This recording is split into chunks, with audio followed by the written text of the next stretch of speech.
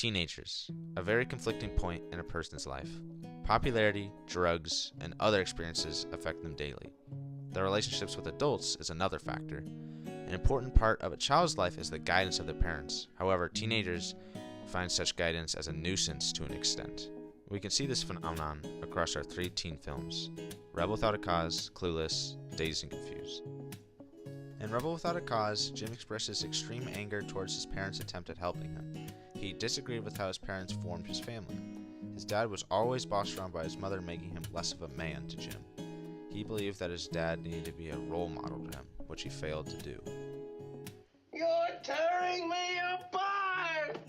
Clueless demonstrates a healthy relationship between father and daughter for the most part. We see the father being strict at times, but shows affection and how proud he is of Cher at other moments. However, with her father's colleagues, they see her as a privileged brat.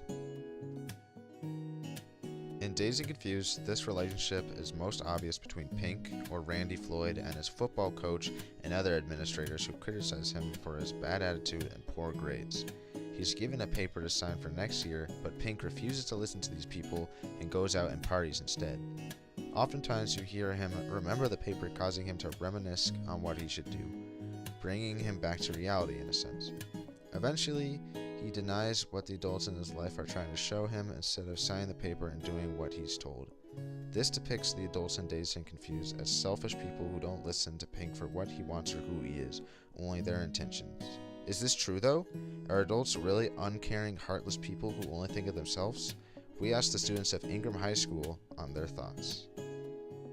Well, sometimes when I get in a fight with them, it's with my brother, they'll definitely take his side, just because he's the younger one. One time I had to do work with my friend for a project, and I couldn't go to his house to do his work because my parents wouldn't trust me or anything. So we ended up both failing the project. Kids with bad reps, if a teacher knows that they don't do their work, they'll definitely treat them with less patience and fairness. Meanwhile, kids with good grades, they'll be really patient with and be more nice to and give more opportunities to them. The librarians, my teachers, Ethan, gotta come to class, big guy. Ethan, eat off the table. Ethan, no eating. I gotta eat. Well, there you have it. The students clearly think adults are unfair. Well, it's obvious not all adults are like this. The ones that are seem to shut down students for the most ridiculous reasons that usually involve them just being themselves. This supports the ideas that Dazed and Confused demonstrated. For this to be a fair argument, we need to hear the adult's perspective as well.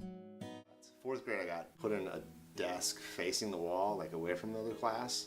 And fifth grade, I was put into a corner with there was the two walls, and then there was this cabinet, and I was kind of tucked away in there. And I think that was somewhat unfair because I had a lot of energy and I was fairly rambunctious, but I feel like there might have been a better way to kind of get me to engage in the class as opposed to just separate me from the class.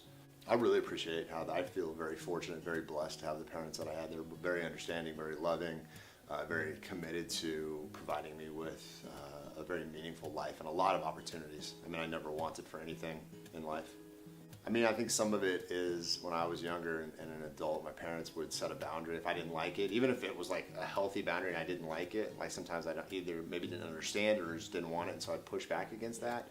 And I think that's probably part of the teenage experience, or just the experience in life is meeting boundaries that we think either work for us or don't work for us, and kind of push against that.